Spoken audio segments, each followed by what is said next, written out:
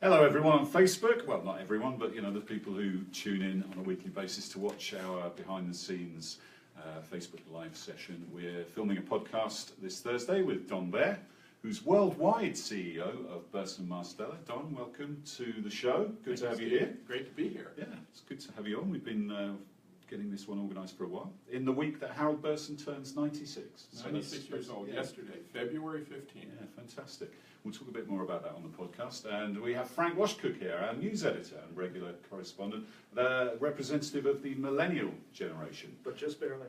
Just barely. Aren't you and I representatives? Not really, mate. No, okay, not sorry. really. No, That's disappointing. That ship sailed for both of us. Okay, so if you've got any comments about the podcast, please do shove them below the feed. Ask us any questions, and we'll get right on it. Hope you enjoy the show.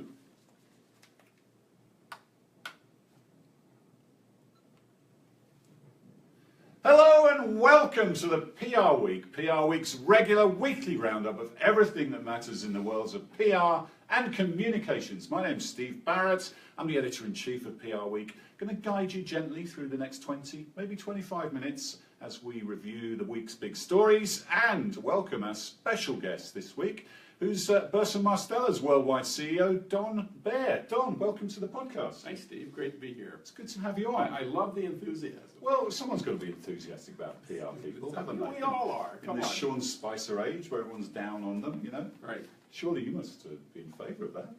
I mean, being enthusiastic about, yes, thank right, you. yes. And we've got Frank Washkuch, PR Week's news editor, representative of the millennial generation. How are you doing, Frank? I'm doing well. And funny to think, for a millennial, I made it here on time. You haven't changed jobs recently. No. Okay. That's Wearing a jacket and everything. You're Just slammed the entire generation. You're trying to reinforce stereotypes there far too much. Let's move on. What are we going to talk about this week? Well, we'll talk to Don, and then we'll get into some reflections on the White House communications function. Press Secretary Sean Spicer continues to get great ratings for his daily show. Not sure that's how it's supposed to be, but we've got a former White House communications director here, so we can ask him about that. Of course, Sean is doing both jobs, which is unprecedented. We'll talk about some changes over at Ogilvy, or some more meat on the bone of the changes over there, with an elevation for Michelle Anderson. We'll talk about PewDiePie. Not an influencer you're going to hear as much of, I don't think, given the sort of rather stupid way he behaved in the last week or so. But that will lead us into a discussion about new influence generally, and new influencers, and how those are being used as part of the communications mix. But Don, let's chat to you first. It's always a noteworthy week, this one, isn't it? Because it's the great Harold Burson's birthday, 96 years old yesterday, and you're telling us he's in great form and he's still coming into the office every day. You're going to hear this. Knock on wood. Harold is great. He does come into the office every day. I talked to him on his birthday. He is working. He goes out to lunch almost every day with somebody, friend, somebody new. He's a great mentor to lots of our people around the firm. A wonderful role model for me and for all of us sort of in the sector. And even yesterday, we're talking, and there's one particular issue around the firm, and Harold said, if you don't mind, I'd like to volunteer to help work on that. And I said, absolutely, Harold. So, he's doing fine. He's doing That's very great. well. That's really great. And I was just talking to someone today about a dinner that we want Harold to go to next month, and I think it's called the PR Week Gala, and the awards do it. and I'm going to make sure that he's there. That's fantastic. Really great. Looking forward to seeing him again. And people talk about their lunches with Harold, and they're kind of a lifetime moment for them, and you really get to pick his brains and just spend some time with the great man. So it's good to hear. He's a great recruiter for us too. I'm sure he is. Yeah. He's always, I remember doing the Hall of Fame 3 or 4 years ago when Harold and Al Golin and some others were inducted, and I was interviewing them on stage, and I said to Harold, a bit mischievously, looking back, how did you feel about, Burson being acquired? And he says, well, I was having breakfast with Martin Sorrell just this morning. I was like, oh, I can't even, compete with that. You can't compete with that. So yeah, it's great to hear. Let's talk about Burson. You've had a bit of a streak of recruiting some really high-profile new people. Tell us a bit about that, and how does What's the strategy behind that? Some really high-profile people, Mike Fernandez, etc. Tell us. We've got a great group that we've been bringing in. Mike Fernandez is the new U.S. CEO. Mike, of course, has a storied history himself in the corporate communications and PR field, coming most immediately from Cargill. But he's been the top guy at a number of different places, absolutely. And Mike is a phenomenal professional. And despite having all of that experience, he brings all kinds of new energy and ideas and enthusiasm into what we're doing. Same with a variety of other people that we brought in. Helene Klasky, who's the new head of the U.S. Public Affairs practice, who is based in Washington, coming from GE, coming from Yale University. Before that, worked with Larry Summers at the Department of Treasury in the Clinton years. Kyle Farnham, who's come in to head up our consumer brand practice in the U.S. Tom Esslinger, who came over, Saatchi & Saatchi and other places that he's been, our first chief creative officer, who's making a big difference in terms of all of our integrated activity and communications, and others, and more to come. And this is about, as you need to do, continuing to breathe new life and energy and ideas into everything we're doing. This field is changing radically. And we need people who are helping us to keep pace with the radical change, get out ahead of the radical change. Yeah, I mean, it's been noticeable, hasn't it, over the last 6 months? I'm very We've done a lot of excited. stories on Yeah, that. well, thank you. But was there Also, something... Kevin Bell, Sure. in December Coming became over from the UK. became worldwide president. That's the first time we've had that. Who he and our sort of partners sort of joined at the frontal lobes, and Kevin's making a huge difference. He brings great international global experience, especially in public affairs. But Kevin's the kind of guy who looks at a situation, at a problem, and just says, "Okay, let's walk through that problem. We're going to deal with it." And he's been fantastic.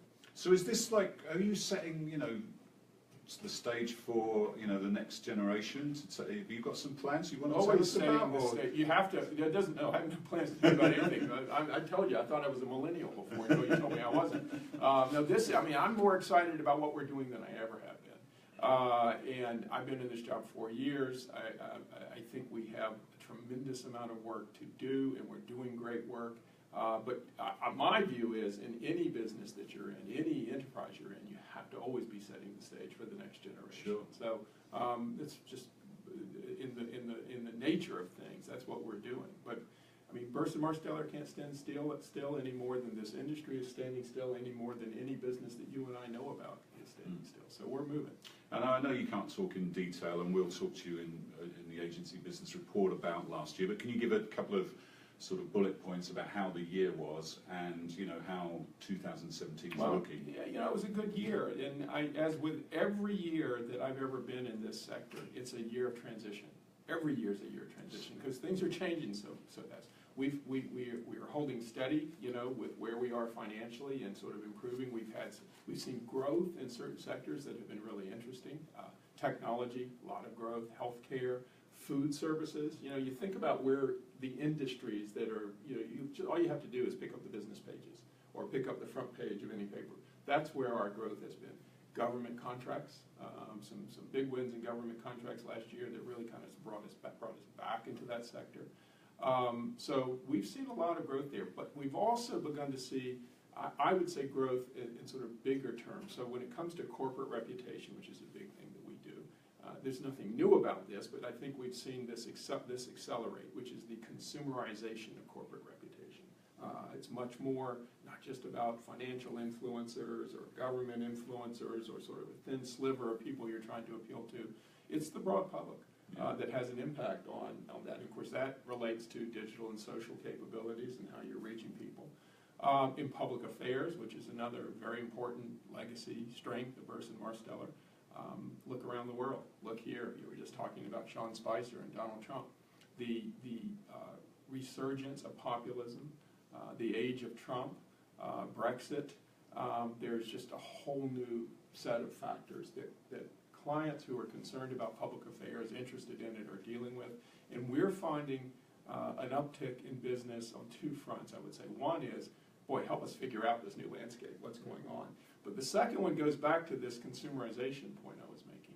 It's no longer we're just going to sort of appeal to a sliver of influencers in Washington or Brussels or Beijing. Yes, you have to do that. There's still this sort of national kind of appeal. But now there's a real local, regional sort of grassroots appeal, and the real trick in public affairs is how do you connect the two and do it. How are they trying to make that case on a local level or a grassroots level? Well, you're making the same case that you make everywhere. It's about what impact are you having on our community that is positive, that is helping all of us. And the same thing goes at the national level. But look, when you have an election like the one in the U.S. that we just went through, or the Brexit election, there were surprises. It means that there's something going on out there that you have to kind of capture and take advantage of. And politicians, government office holders, people who influence all of them, they're wondering, what does this mean? And so this is a way for us, given our strengths, because we're interestingly strong in both, right? We're strong at the influencer level and we're strong at the grassroots level, is to be able to be the connector to help bring those things together. And how much of that is about jobs? A lot of it is about jobs. Actually, what it's about is economic opportunity, and more than just that, feeling like you're a part of where the change is going. Okay. So education has a lot to do with that, training has a lot to do with that, but a lot of other things do too. A couple of questions on this new environment, but I just wanted to pick up on one thing. The election year was typically a strong year for Burson because you were usually involved in buying a lot of advertising for candidates. Did that follow through last year? I don't know if Burson itself was ever that involved in buying. I mean, Burson's not a political consulting firm. But through GM and GMB. Well, that's not our firm. No, but so. Okay. Burson not really so much ever in that. Now, Burson, because we have some polling firms, right, that traditionally have done political polling, has that piece of it. And because we do issues representation for some clients through public affairs, there are times during election years when those issues matter more. Although, believe it or not, off years are better for issues. Because if you think about it, that's when the decision makers are here. Yeah, exactly. Right. So it's our business, the Burson-Marsteller business anyway, is not cyclical in that respect. Okay, so this new environment, two things. You're supporting CEOs as a bigger focus on business. If a CEO gets called into the Trump administration, and then preparing companies and CEOs if they get caught up in the Twitter crosshairs. Can you talk a little bit about how that's driving?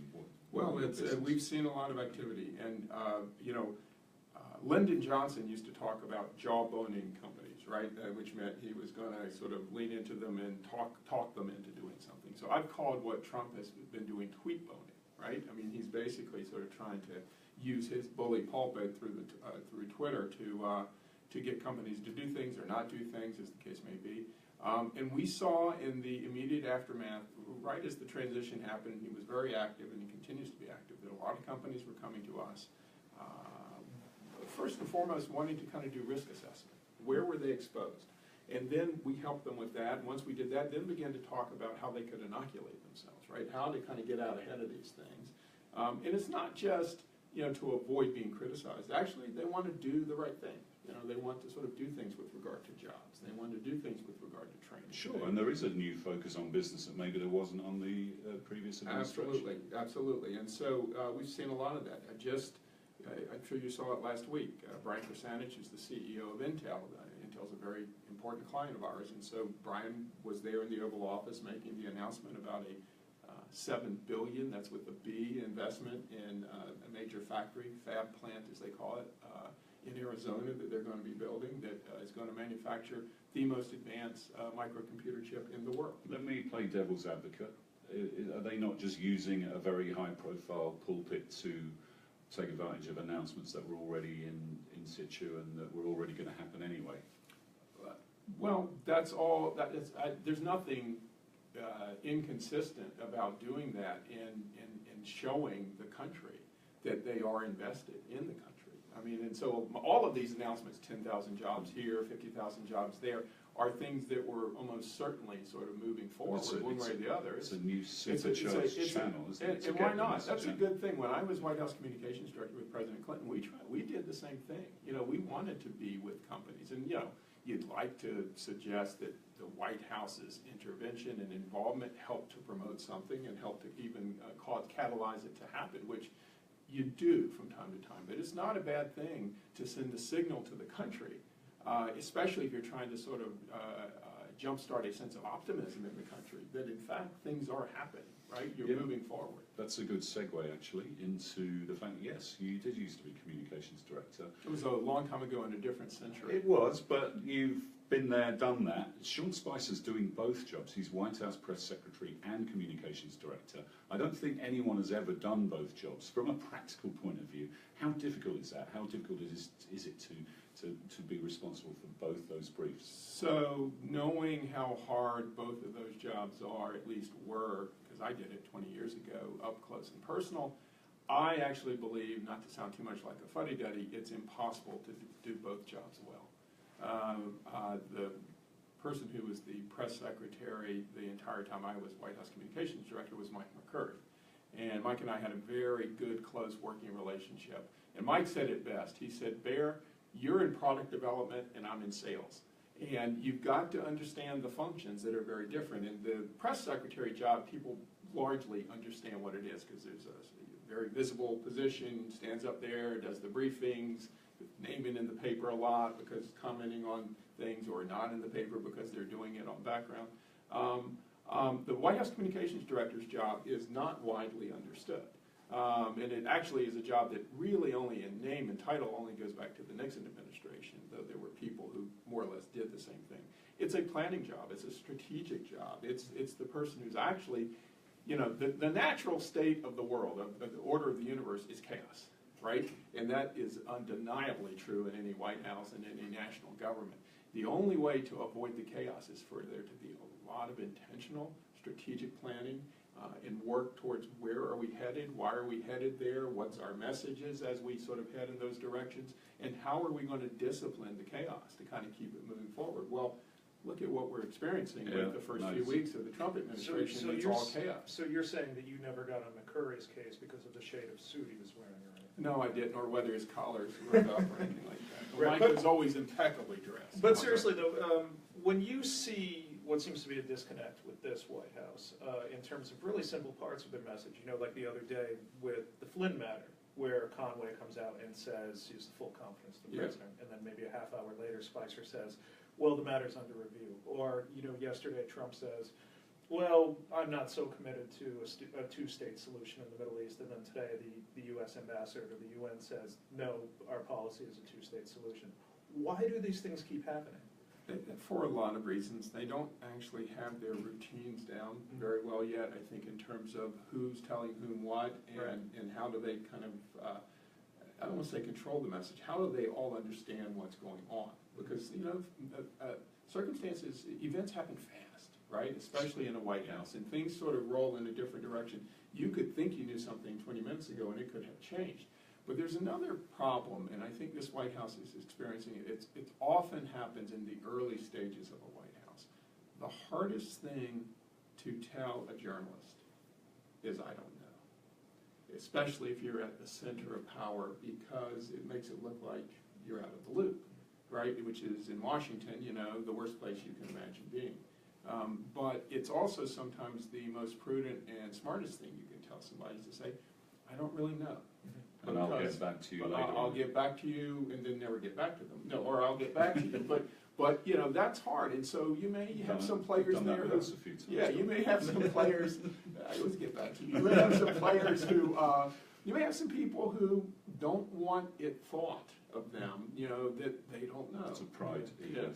Yeah. How much stock do you put in the idea that some of the disorganization this time around comes from competing power centers, you know, the Priebus versus Bannon. So this is nothing more than my speculation from the outside and conspiratorial mind.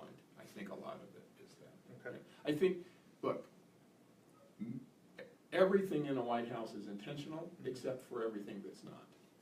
And I mean by that, there's a lot of plotting and planning and, you know, conspiracy, et cetera, et cetera. And then there's a lot of chaos, as I said, that just happens. And sometimes, because you've got a world of journalists and analysts and watchers and observers and everyone going, we're all always trying to implant some sense of order over that chaos. There must be an explanation for something that is this screwed up. Sometimes there's not.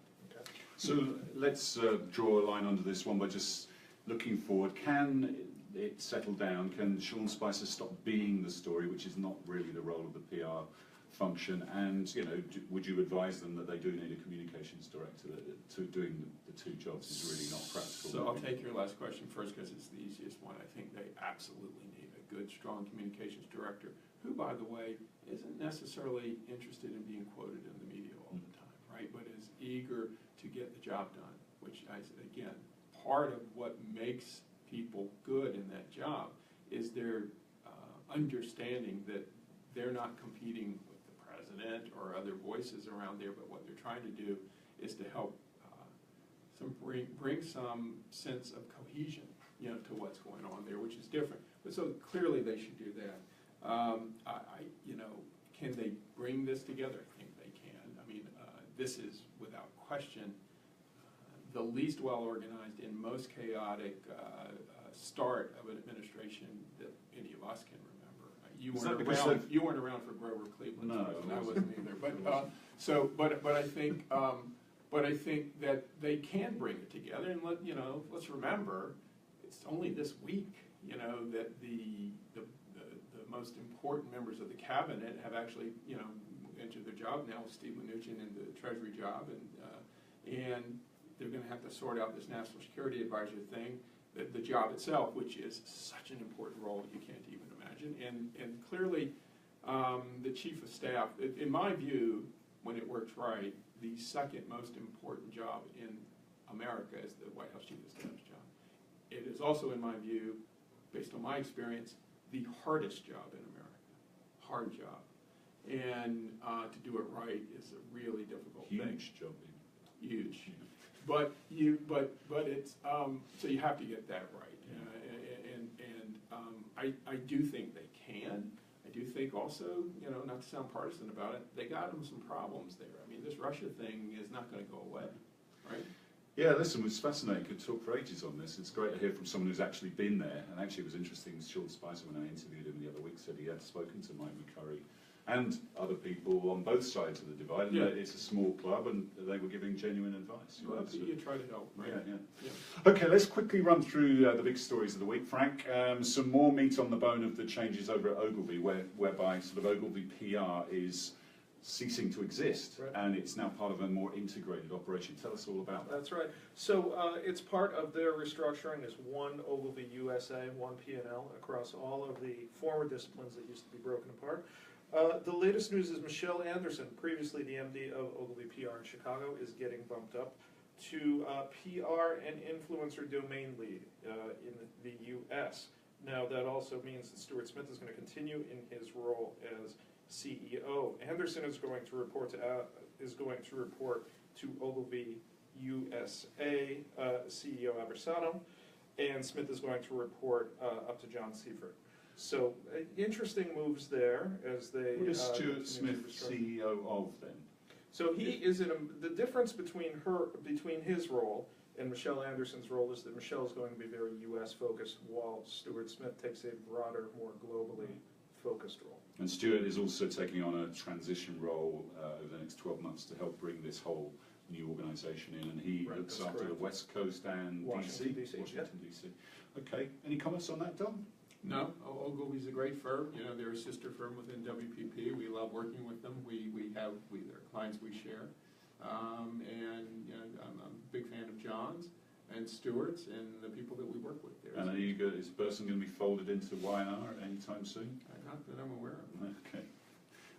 Nor are we going to be folded into Ogilvy, to the best of my knowledge. No. Okay. Frank, let's talk about PewDiePie. Yes. Where to start? Well, yeah, indeed. I'll start by asking you to explain why we're talking about PewDiePie. You can't say I was the biggest fan of PewDiePie before the whole incident, but before his anti-Semitic jokes that he aired in YouTube jokes, videos. inverted commas. Right.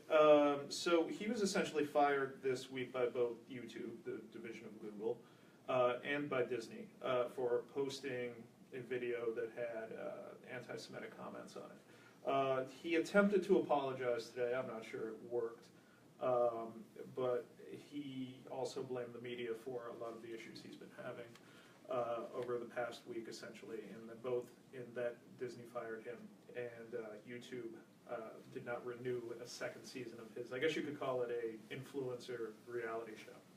So, yeah, a lot of problems for him. Interesting, a few of the experts that we've talked to this week believe that there are some brands that will still work with him, just more smaller brands, lesser kid-friendly, It's a bit like the case with the Ryan Lochte, yeah. you know, when he burnt his bridges, but there were some smaller brands who, you know, took the chance to maybe take advantage of a little short-term. An interesting thing on this was that the Twitter reaction was immediately, well, why was Disney, with a company that prides itself on its movies and its animated films being family-friendly, values, why were they working with him in the first place, knowing that he has provocative, raunchy, not politically correct brand? Well, that, Don, really brings in the wider issue here, which is about new influencers. You know, you kind of know what you're getting with the New York Times or the CNN or fake media, as Donald Trump would call them. Maybe. But with new influencers, you know, they're fairly new on the scene. Everyone's still trying to work out where they fit in. How much do I pay them if I want my brand to be? So, how are you approaching that as a PR firm? Well, we have to do what everyone's doing. We're widening our lens and looking at all the different ways that you reach the audiences you need to reach and influence them and have an impact on them. And so there are many people, not PewDiePie, but many different ways to get them. And of course, it all depends on what you're trying to do. You know, if you're working for a consumer packaged goods company and you're selling baby products, you know, getting to the mommy bloggers or, you know, is very important, or other parent blogs. If you're working with an automotive company, you know, there are plenty of people who are doing things in that space. You could just go right down the track. We do a lot of work with major technology companies, and obviously there are many, many different influencers around all of that. It's all about reaching the right people. It's interesting. I don't see it as so different. It's just that there are that many more potential voices and influencers with impact that you need to reach, and so it requires you to stay abreast of it all and be up to speed. It goes back to the conversation we had earlier about, you know, new kind of energy, new sort of intensity, kinds of people who can kind of come in and bring different things to it. But I would say this, you know, what we're talking about is living in a world, a media landscape, an ecosystem, if you will, of many to many, right? That's the world we're in right now. We're doing this podcast now. We never would have done that before. Many to many. That said, the role of the one-to-many voice still matters a whole lot, because there are still influencers who, I don't want to say stand supreme, but they reach across a lot of different sectors. And, you know, a good Tom Friedman column that makes a point that you want, it needs to sort of be made, that has an impact, say, on a bunch of businesses or different sectors that you're working on, I think can be shipped around the internet like crazy, and it still sets an agenda and has a lot to say. That's a good point. Just to finish quickly on this, is it still the Wild West out there in terms of how much you pay influencers? We know when a brand works with them, because you hear some crazy figures, and nobody really, there's no sort of media rate card, is there? Yeah, you know, I think some of that is overstated. Brands aren't paying so much. Look, I didn't grow up in it, but I remember hearing about it. You know, there used to be variety hours on television back in the golden age of television that were branded to brands. Right? And often by cigarettes. The cigarette brands. And by the way, news programs, right? One of the Edward R. Murrow programs was branded to a cigarette, to a tobacco company. So it's like nothing really new. It's just that these things sort of, they seem new because it's a new iteration. And there's a new kind of velocity to it too, Yeah, I think. gotcha. All right, Don, listen, it was great to have you on and hear your thoughts on the press secretary situation and communications director, and get a catch up on Burson. You also told us that Harold is due to attend the PRWeek Awards next month. We're really pleased to hear that, and hope you all will, out there in PR land, will join us for the Oscars of the PR industry. I'm going to let myself down here. I think it's March 15th. I should know this off the top of my head. It's the day before St. Patrick's Day anyway, but check on our website anyway. But that's all we've got time for this week. We'll see you next time on the PR Week.